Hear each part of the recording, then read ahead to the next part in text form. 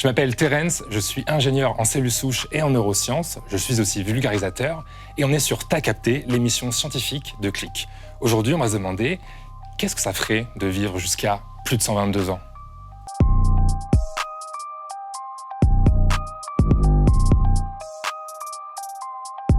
T'as capté. Pourquoi vieillissons-nous? C'est une question super intéressante parce qu'on n'a pas encore forcément la réponse. Aujourd'hui, on se demande, est-ce qu'il y a une limite dans notre ADN? Jusqu'à quel âge pourrait-on vivre? On sait que le record, c'est 122 ans. C'est une Française en plus, Jeanne Calment.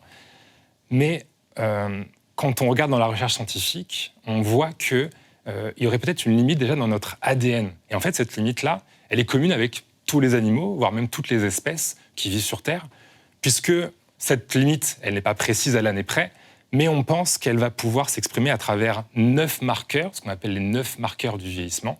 C'est un article scientifique ultra connu qui a été écrit par Carlos López-Otin en 2013, qui va du coup essayer d'explorer 9 marqueurs différents, comme à quel point l'ADN est en bonne santé, à quel point nos cellules souches sont en bonne santé, pour voir si du coup on peut suivre un peu l'évolution de notre corps, quoi. Peu importe si on est malade ou pas forcément.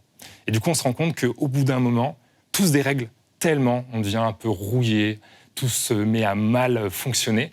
Et du coup, on entre dans ce qu'on appelle la sénescence. C'est un mot un peu pompeux pour dire vieillissement d'un point de vue scientifique. Et du coup, il va falloir comprendre comment ça fonctionne, puisque c'est une vraie boîte noire encore aujourd'hui pour la science.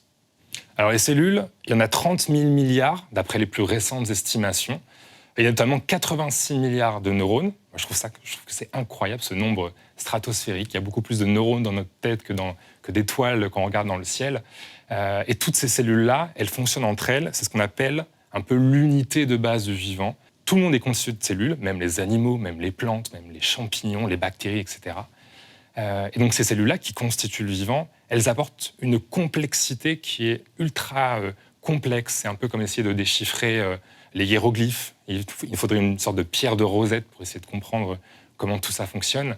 Et donc, du coup, ça fait qu'aujourd'hui, on a besoin de nouvelles technologies, ce qu'on appelle notamment aussi le big data, de pouvoir gérer beaucoup de données pour essayer de comprendre comment fonctionnent ces cellules, qui aujourd'hui sont encore assez inconnues, en fait. Il y a un mécanisme qui est très intéressant à l'intérieur de nos cellules, c'est l'autophagie. L'autophagie, ça va être, donc on parle de digestion de l'intérieur de nos cellules. On pourrait aussi penser à une sorte d'incinérateur à l'intérieur de nos cellules. Ça a été primé par un prix Nobel, tout récent d'ailleurs en plus. Et cette autophagie, elle va permettre à nos cellules de s'autodigérer de l'intérieur pour pouvoir utiliser les composants de nos cellules, de ces petites usines microscopiques, pour pouvoir faire de l'énergie et pouvoir fonctionner. Et en fait, on a découvert que quand on est dans des périodes où on mange un peu moins, du coup, on va avoir un apport de nutriments et d'énergie moindre, eh bien, on peut déclencher cette autophagie et du coup, le corps et nos cellules vont se mettre à s'autodigérer. Et ça va avoir un effet assez intéressant sur le vieillissement puisque ça va faire nettoyer les petits résidus toxiques, les protéines dégradées qui pourraient traîner dans nos cellules, ce qu'on appelle les espèces réactives à l'oxygène qui vont être capables de rouiller un peu l'intérieur de nos cellules. Et donc, toutes ces choses-là vont se faire nettoyer par l'autophagie. Donc ça, c'est intéressant. Mais évidemment, il y a une limite, parce qu'il ne faut pas que vous arrêtiez de manger juste pour déclencher l'autophagie. Ça reste un mécanisme encore assez peu compris à l'échelle cellulaire, mais quand même très intéressant.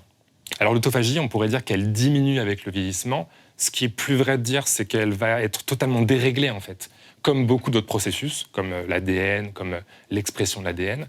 Toutes ces choses-là, l'autophagie, vont être dérégulées, parce qu'en fait, le corps va être dans une sorte d'inertie liée à fait, c'est une machine qui vit et qui est soumise à plein de pressions extérieures. Le fait de fumer, le fait de boire de l'alcool, etc., va perturber l'intérieur de notre organisme. Et ces mécanismes-là, qui sont des mécanismes de défense, vont, au fur et à mesure, de moins en moins bien fonctionner, jusqu'à même peut-être un jour se retourner contre nous. Et donc on va avoir ce qu'on appelle, notamment pour l'autophagie, des mécanismes d'inflammation quasiment constante, puisque l'autophagie ne va plus fonctionner. Les déchets cellulaires vont un peu être partout dans nos cellules, à rester, et donc du coup à détériorer encore plus, comme un cercle vicieux, l'intérieur des cellules.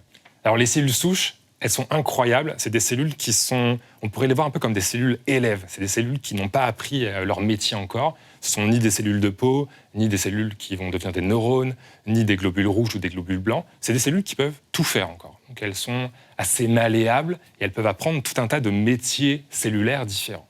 Le truc avec les cellules souches, c'est que notamment depuis 2006-2007 avec Yamanaka, qui du coup a eu un prix Nobel pour ça en 2012, on a appris à un peu jouer avec. On a appris à en faire un outil pour penser des thérapies, notamment cellulaires. Le truc, c'est qu'on a toutes et tous en nous ce pouvoir, en fait, quelque part, de régénérer nos cellules souches, de pouvoir les prendre en main. Mais ce sont des mécanismes qui sont totalement mis sous silence dans notre corps, puisque, en fait, les cellules souches, ça reste des cellules qui se divisent, parce qu'elles n'ont pas appris encore un métier. Et le truc, c'est que des cellules qui se divisent, il y a une maladie qui est liée, qui est un peu connue, c'est le cancer. Et le truc, c'est qu'un cancer, c'est justement une maladie de cellules qui se divisent trop, notamment des cellules souches. Et donc, du coup, chez l'humain, qui est composé de ces 30 000 milliards, c'est encore aujourd'hui trop compliqué.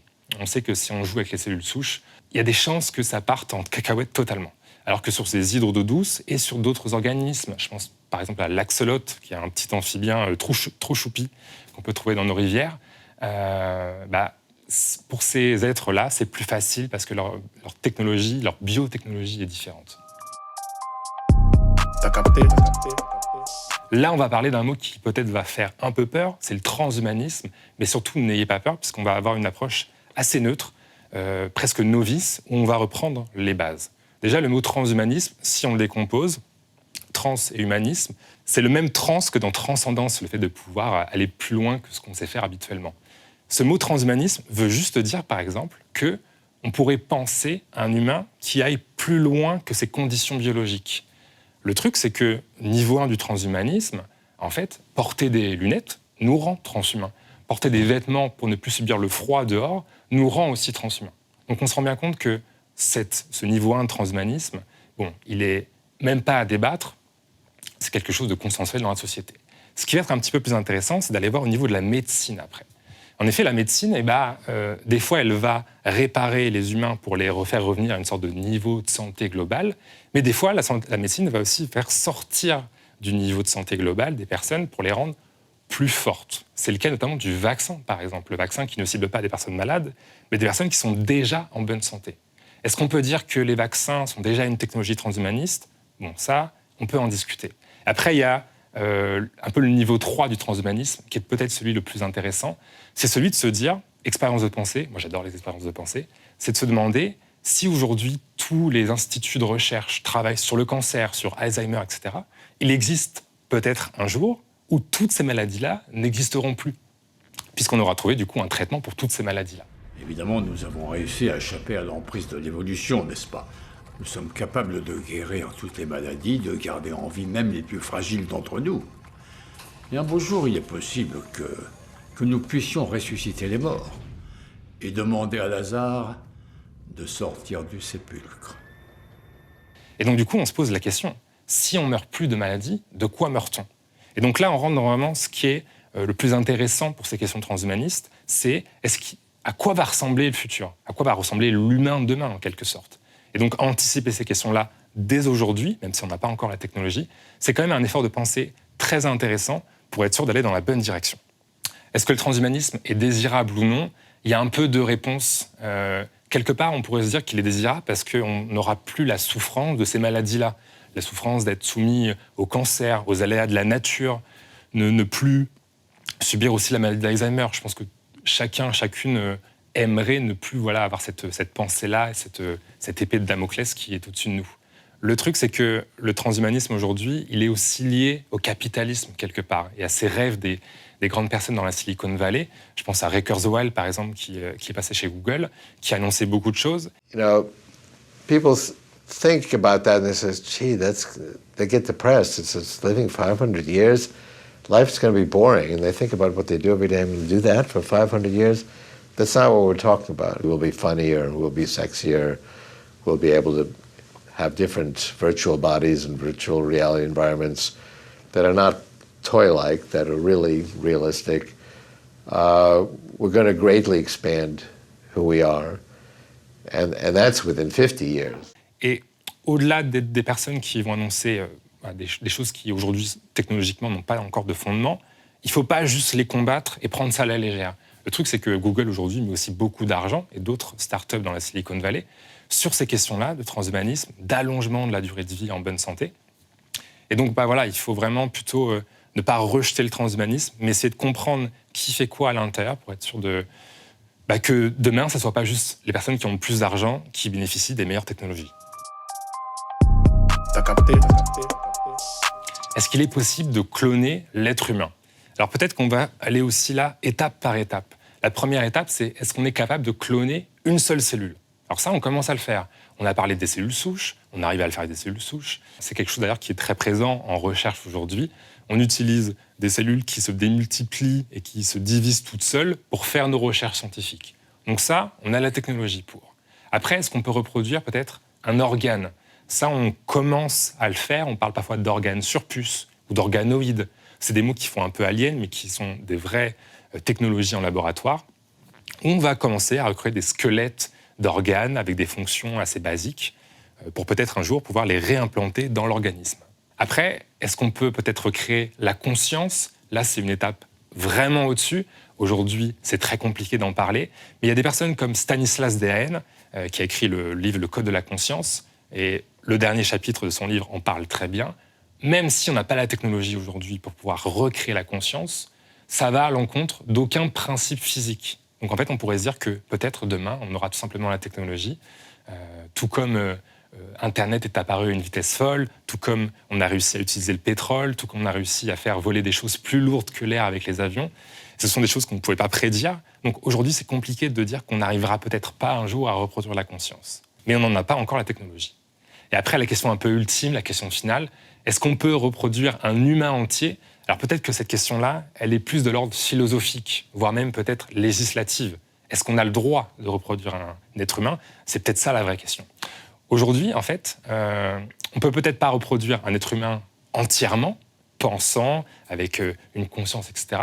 Par contre, en laboratoire, on commence à penser à ce qu'on appelle des humains sur puce. Ce sont des reproductions miniatures de petits organes humains qu'on va venir rattacher les uns avec les autres pour pouvoir étudier des petites maladies en laboratoire sans utiliser ni des souris et de l'expérimentation animale, ni faire ça directement sur des humains. Donc on arrive à recréer des petites versions qu'on appelle des humains sur puce ou des laboratoires sur puce. Et puis aussi, grâce à l'essor incroyable de l'informatique et de la big data, on arrivait aussi à faire des jumeaux numériques. Donc il y a des laboratoires qui travaillent sur ça, sur recréer des versions numériques de nous-mêmes, qui ne sont pas faites de cellules, mais du coup de chiffres, de 1 et de 0 quelque part, et qui vont nous permettre de simuler informatiquement, numériquement, des maladies pour ne pas avoir à les faire directement sur nous. Et ça, c'est cool. Alors évidemment, dans toutes ces technologies-là, il y a des zones d'ombre, il y a des zones un peu où la législation, où les lois ne sont pas encore bien définies. Il y a eu des exemples où on a été trop loin. Par exemple, il y a eu ce fameux cas de ce qu'on appelle les bébés CRISPR-Cas9 en Chine. Peut-être qu'on parlera plus tard de ce qu'est CRISPR-Cas9. Ces bébés ont été modifiés génétiquement pour qu'ils puissent être juste plus forts et résister à des maladies, théoriquement, sur le papier. Sauf que ça fait un tollé immense. Le scientifique chinois qui a fait la découverte était super content d'en parler au début, sauf que tout le monde s'est dit non, on ne peut pas faire ça, c'est juste pas possible éthiquement. Et donc du coup, il y a toute la communauté scientifique mondiale, notamment la communauté scientifique chinoise, qui n'a pas été du tout d'accord et qui n'a pas accepté ce qui s'est passé. Et donc ce scientifique-là a été condamné, notamment. Donc on voit bien que, il y a des zones de flou au niveau des lois. Il y a des zones de flou parce qu'en fait, la technologie, la recherche scientifique, elle va ultra vite. Et parfois, elle va plus vite que nos lois. C'est très compliqué d'avoir des lois qui sont les mêmes pour tout le monde, avec des technologies qui vont être au cas par cas et qui vont avancer de leur coin, quelque part. Surtout à l'échelle mondiale. Aujourd'hui, il y a ce besoin de bien comprendre comment ça fonctionne. Par exemple, de mélanger les scientifiques et les personnes qui font la loi, les législateurs, pour être sûr que chacune puisse comprendre ce qui se passe et puisse avoir le pouvoir de faire les bonnes décisions pour pas que l'on ait des dérives par rapport à ça. Notamment, si vous vous demandez qu'est-ce qui se passe en France, on a ce qu'on appelle la loi de la bioéthique. C'est une loi qui est très intéressante puisqu'elle nous permet de pouvoir justement guider ces avancées scientifiques et technologiques. Par exemple, la loi nous dit aujourd'hui qu'on n'a tout simplement pas le droit de cloner des êtres humains.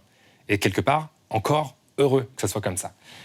Par contre, on a le droit de, entre guillemets, utiliser des embryons jusqu'à quelques jours de vie pour faire des expériences. Mais ces expériences-là, elles sont ultra régulées. Reproduire des embryons humains aujourd'hui, c'est ultra régulé par des commissions à l'échelle de l'État et qui nous permettent du coup d'éviter qu'il y ait des dérives en France. Aujourd'hui, travailler sur l'embryon, notamment en France, Il ne faut pas s'imaginer des choses totalement dystopiques, comme dans des films qui font un peu peur, comme The Iceland ou Bienvenue à Gattaca. Les ovules qu'on vous a prélevés, Marie, ont été fécondés avec le sperme d'Antonio, votre mari. Après une présélection, nous nous retrouvons, comme vous le voyez, avec 2 garçons sains et 2 filles très saines. Vous avez spécifié des yeux noisettes, des cheveux châtains et la peau claire. J'ai pris la liberté d'éradiquer tout risque de préjudice potentiel tels que calvitie prématurée, myopie, alcoolisme et prédisposition aux dépendances, tendance à la violence, obésité, ce genre de Nous ne choses. voulons pas qu'il ait des maladies, certes, mais... Oui, nous demandions seulement si ce serait bien de laisser quelques petites choses au hasard. Vous voulez donner à votre enfant le meilleur départ possible? Faites-moi confiance, il reste déjà suffisamment d'imperfections. Non, votre enfant n'a pas besoin de fardeau supplémentaire. Et gardez à l'esprit que cet enfant est toujours vous. Simplement le meilleur de vous. Le truc, c'est que, de manière beaucoup plus intéressante, en France, on va travailler sur les embryons pour comprendre les maladies développementales, pour comprendre comment le vivant développe. Quelque part, ce qui anime les vrais scientifiques dans les vrais laboratoires, c'est la curiosité même, c'est le fait de juste vouloir comprendre comment la nature fonctionne pour développer des médicaments, pour développer des thérapies, etc. Et vraiment, voilà, il y a peut-être presque une désynchronisation entre ce qui se passe dans les vrais laboratoires aujourd'hui avec ce qui se passe dans les films où on en parle du coup d'une manière assez sombre en fait. T'as capté. Cette question-là, en fait, elle est ultra intéressante. Il ne faut pas la prendre avec de la peur ou de l'angoisse. Il faut se demander aujourd'hui si quelqu'un est né, par exemple, à l'année 2000. Ça veut dire que cette personne-là aura 80 ans en 2080. Cette expérience de pensée-là veut dire qu'il faut se projeter sur les technologies qu'on aura à ce moment-là. Quelles sont les technologies qu'on aura à partir de 2050, 2080 ? Ça, on n'en a totalement aucune idée, en fait. Donc aujourd'hui, on peut spéculer sur l'âge futur des êtres humains, tout simplement parce qu'on ne peut pas définir quelles sont les technologies qui auront lieu demain. Et réfléchir que par rapport à nos technologies actuelles, ça n'a pas vraiment de sens. Aujourd'hui, les choses vont à une vitesse folle. On sait que, par exemple, que le premier iPhone date à peine de 2007. Avec ce point de vue-là, on pourrait se dire jusqu'à quel point les technologies pourraient aller encore plus vite dans leur évolution, à quel point on pourrait avoir des nouvelles technologies auxquelles on ne pense pas du tout, qui demain deviendront peut-être la norme. Ça, c'est une vraie question. Et donc, du coup, derrière cette question, est-ce que l'humain qui vivra 500, 1000 ans et des années, ça pose la question de quelles seront les technologies de demain ? À quoi ressemblera notre demain, quoi ? Alors, du coup, on peut se demander jusqu'où technologiquement nous pourrions aller demain. En plus, ces thématiques-là, elles ont déjà été abordées dans la pop culture à fond. Il y a notamment le jeu Cyberpunk 2077, qui a été un carton dans les jeux vidéo, qui en parle beaucoup. C'est de se dire, est-ce que demain, on va peut-être perdre notre enveloppe biologique ? Et surtout, est-ce qu'on a envie de la perdre, cette enveloppe biologique ? Là, c'est une question qui est au-delà de la science même, vous en doutez. Chacun va pouvoir décider. Est-ce que technologiquement, on en est capable aujourd'hui, avant même la question de savoir est-ce que c'est bien ou pas, est-ce qu'il faut être pour ou contre l'allongement de la durée de vie, tout simplement technologiquement, on n'en a aucune idée de comment faire. On ne sait pas du tout où est logé dans l'ADN notre limite de durée de vie. On voit bien que tout ce qui est compléments alimentaires, même ces compléments alimentaires qui certains font un peu augmenter la durée de vie, de petits vers en laboratoire, de petites souris en laboratoire, sur l'humain, c'est tellement plus complexe que pour l'instant, ça ne marche pas du tout. Donc on n'a juste aucune piste. D'ailleurs, la science le dit elle-même, il n'y a rien de mieux que faire du sport et bien manger pour vivre longtemps. Donc aujourd'hui, technologiquement, on n'a pas grand-chose à espérer, et même peut-être, est-ce qu'on a quelque chose à espérer technologiquement ? Est-ce qu'il y a peut-être d'autres défis encore plus intéressants à aller explorer scientifiquement ? Donc ça, c'est à chacun de le penser. Moi, je le pense aussi, notamment avec le défi écologique. Donc, quelque part, on va avoir ces milliardaires qui vont influencer, quelque part aussi, les flux financiers, voire même l'opinion publique. Bon, je pense à un Elon Musk qui est quasiment ouvertement pro-transhumaniste et qui aujourd'hui dit assez ouvertement aussi qu'il faudra un jour qu'on puisse s'hybrider avec l'intelligence artificielle pour pouvoir être compétitif par rapport à celle-ci. We're already a cyborg. It's just that, you have a digital version of yourself or partial version of yourself online in the form of your emails and your social media and all the things that you do. The solution that seems maybe the best one is to have an AI layer. If you think of you've got your limbic system, your cortex, and then a digital layer, a sort of a third layer above the cortex, that could work well and symbiotically with with you. Alors ça, c'est des choses qui, moi, à titre personnel, je pense qu'il y a un énorme besoin de débat, surtout avec la population, et que ce ne soit pas des personnes qui décident ça de leur coin toutes seules, quoi. Mais bon, aujourd'hui, on se dirige vers une évolution des technologies qui est encore réservée à ces élites, et on espère demain qu'il y aura un débat plus démocratique, donc avec le peuple, par rapport à tout ça. Si on prend l'exemple des compléments alimentaires, pour essayer de vivre plus longtemps, pour l'instant, aujourd'hui, c'est totalement bullshit, et c'est surtout marketing. Les compléments alimentaires, on voit bien dans la littérature qu'il y a très très peu d'effets sur l'humain. Certes, on voit des effets sur des petits organismes, comme les vers, comme les souris, mais ce sont des organismes qui sont des modèles de l'humain, et quand on passe sur l'humain, ça marche plus du tout, en tout cas beaucoup moins bien. Et donc aujourd'hui, des molécules comme la rapamycine, les molécules comme le lithium aussi, qui peuvent être parfois utilisées en synergie pour vivre plus longtemps, qui sont pourtant presque idolâtrés par les transhumanistes, on voit bien qu'en pratique, ça ne marche pas du tout. Et donc, voilà, il y a aussi quelque part un côté communication, un côté marketing, un côté financier, peut-être avoir plus tard un marché du transhumanisme. Alors, qu'est-ce qu'on pourrait faire pour ralentir le processus du vieillissement ? Déjà, il faut qu'on soit d'accord, vous et moi, sur qu'est-ce qu'on veut faire derrière.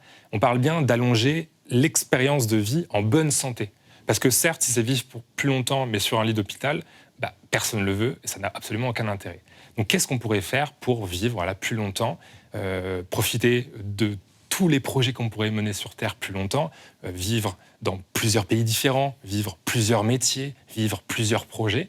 Ça, moi, c'est un peu ce qui m'anime dans cette logique de pourquoi pas vivre plus longtemps en bonne santé plus tard. Voilà, je crois qu'il y a, comme je l'ai dit un peu avant, il n'y a pas meilleur moyen que juste essayer de vivre en faisant du sport, en mangeant bien. Parce qu'aujourd'hui, technologiquement, il n'y a rien à faire, en fait, tout simplement. Déjà parce que c'est, d'un côté, souvent interdit par la loi. Il y a des technologies qui sont beaucoup trop dangereuses pour pouvoir faire quelque chose. Par exemple, aujourd'hui, les thérapies avec les cellules souches, il y a trop de risques qu'elles partent en cancer, parce qu'on n'arrive plus du tout à contrôler ce qui se passe. Et puis de l'autre côté, voilà, juste technologiquement, on n'est juste pas encore prêt, quoi. Est-ce qu'au final, la poursuite de l'immortalité va à l'encontre de la nature humaine ? Ça, c'est une vraie question qui se discute. Moi, je crois que c'est quand même assez intéressant d'y réfléchir parce que ne plus se dire qu'un jour, on est trop vieux pour faire quoi que ce soit, trop vieux pour faire des maths, trop vieux pour aller courir dehors, etc., c'est quand même intéressant. C'est-à-dire qu'on dépasse quelque part la réalité biologique de notre espèce humaine et on peut faire plus de choses. C'est intéressant, je trouve. Après, évidemment, ça sera toujours soumis aux dérives, ça sera toujours soumis à des choses qui nous dépassent, comme la loi du marché, la loi du capitalisme, qui est encore aujourd'hui trop présente, et aussi aux contraintes, évidemment, environnementales, qui vont être bien plus tard assez présentes, et qui feront sûrement passer ces choses-là au second plan. Donc voilà, ça c'est un peu mon côté personnel, mais sachez qu'il n'y a rien de scientifique dans tout ça. Je crois que même parmi les scientifiques, il y en a qui sont pour, il y en a qui sont contre cet allongement de la durée de vie en bonne santé. Donc voilà, je crois que tout le monde est assez différent par rapport à ça. T'as capté. Est-ce que vous avez déjà entendu parler de CRISPR-Cas9 ? Emmanuelle Charpentier, qui est française, a obtenu en 2020 le prix Nobel de chimie pour cette découverte, pour avoir découvert CRISPR-Cas9. Derrière ce nom un peu compliqué, il y a une révolution technologique ultra intéressante qui va répondre à une question simple, comment modifier l'ADN ? En fait, modifier l'ADN, on sait faire depuis assez longtemps, depuis plusieurs dizaines d'années. On le fait même déjà depuis la licence pour les licences de biologie. Couper de l'ADN à des endroits particuliers, c'est facile. Ce qui est intéressant avec CRISPR-Cas9, c'est qu'on va pouvoir avoir un ciseau génétique. C'est un ciseau qui va pouvoir venir couper l'ADN à différents endroits pour pouvoir en modifier et en changer une séquence. Là, vous dites peut-être, qu'est-ce que l'ADN ? Comment ça fonctionne ? En effet, il faut revenir à la structure même de l'ADN pour comprendre comment ça fonctionne. L'ADN, c'est comme un livre de recettes. C'est un livre de recettes qui va nous dire comment fonctionne notre organisme, comment notamment fonctionnent nos cellules, nos petites usines internes. Avec cet ADN-là, on va du coup pouvoir définir le nombre de doigts que l'on a, quelle est la couleur de nos yeux, ou encore quelle est la couleur de notre peau. Cet ADN, qui est logé à l'intérieur de nos cellules, peut être modifié pour changer certains traits. Et donc là, c'est un transhumanisme qui sera juste esthétique. Et il y a des traits qui sont aussi plus intéressants pour le côté maladie. Il y a des gènes qui sont ciblés à certaines maladies qui, peut-être demain, pourront être modifiés, rendus silencieux, presque mis en off, pour ne plus être soumis à ces maladies-là. Je prends l'exemple de la maladie de la mucoviscidose ou encore des myopathies de Duchenne. Myopathies de Duchenne, c'est une maladie des muscles. Ces maladies-là, aujourd'hui, on étudie en laboratoire comment on pourrait avoir des traitements avec CRISPR-Cas9 pour aller couper l'ADN à des endroits très particuliers, qui sont des endroits en fait où la maladie est quelque part encodée. Si on enlève le code de cette maladie dans l'ADN, eh ben, elle ne va plus s'exprimer, et donc du coup, quelque part, une maladie qui va être héréditaire, donc qui va se transmettre par l'ADN au fur et à mesure des générations, va pouvoir être stoppée à un moment donné, et donc du coup, on va pouvoir sortir de cette condition humaine quelque part. Donc on est bien dans une logique transhumaniste avec des technologies comme CRISPR-Cas9. Aujourd'hui, vous comprenez que l'avenir de ce qu'on sera, nous, humains, se joue dans les laboratoires. Ce qui va être intéressant maintenant, c'est que ces questions-là sortent des laboratoires, aillent auprès des citoyens et citoyennes de manière démocratique pour qu'on puisse toutes et tous choisir si, oui ou non, c'est une bonne chose de pouvoir allonger notre durée de vie en bonne santé. Aujourd'hui, on a essayé de répondre à la question très intéressante « Peut-on vivre éternellement en bonne santé ?» On a vu que c'était un défi à la fois technologique, mais avant tout presque philosophique et idéologique. Donc ça va être à nous, scientifiques comme citoyens, de choisir qu'est-ce qu'on va répondre à cette question. Et donc on était sur T'as capté, l'émission scientifique de Click. T'as capté.